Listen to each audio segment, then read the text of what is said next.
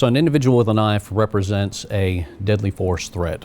That knife can cause significant injury and or death if that individual gets to launching into an attack, either on the officer or a member of the general public at large.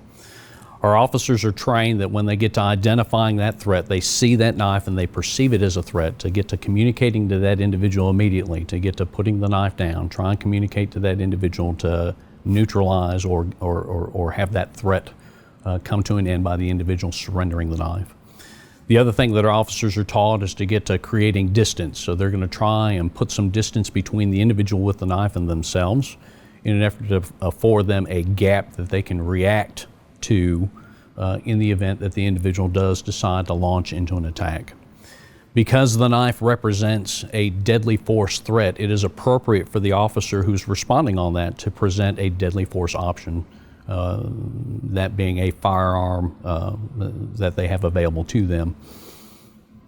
If the individual gets to complying with commands, then we're able to get to bringing that situation to a safe and peaceful resolution. If the individual is in a position where they're hearing the commands but they're not responding, then what that does is that affords our officers time.